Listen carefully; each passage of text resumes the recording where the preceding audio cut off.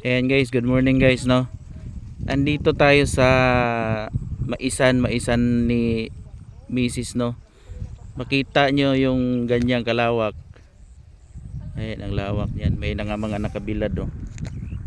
Ayan, may mga nakabilad sa kalsada. Ganito dito, wala namang dadaan dyan. Ayan, bibilaran yan hanggang doon sa likod yan guys, hanggang doon sa dulo yan. Doon hanggang doon yan sa dulo, may mga nakabilad yan. Tapos yung pinakamaisa niya, hindi yan. Andun sa pinakadulo na yon. Ipapaharbis pa lang yan mga sa Lunes siguro. Biyernes ngayon, Sabado bukas piyesta kasi doon sa kabilang bayan. So walang gagalaw kaya Lunes yan ipapaharbis mga kaibigan ano. Tapos ganun din siguro mangyayari, baka ito hindi naman amin yan, hindi kay Mrs. Binilad lang yan dyan, binilad lang, hindi amin yan. Yun lang yun no, maliit lang naman yan, maliit na party lang yan. Maliit lang na party yan. So makikita mo dito ang sipag ng mga tao dito oh. Ang lawak ng maisan dito mga kaibigan oh. Makita mo yan hanggang kabila yan. Ayan oh, lawak niyan, puro maisan yan. Pagkatapos naman yan, pagkatapos nila maharbis yan, gagawin nilang palayan yan. Pagkatapos ang kapalit niyan palayan.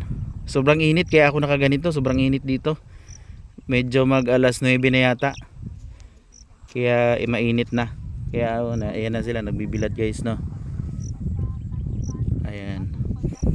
So magpapasalamat pala ako doon sa mga nagbigay ng motivation sa akin no, na wag tumigil, magpatuloy lang. Ganun talaga ang buhay, maski sa negosyo ganun talaga. May bumababa yung mga benta namin. Minsan sobrang saya kasi sobrang taas ng sales. Kaya siguro ganun din siguro sa pagre-reel sa mga kaibigan ano.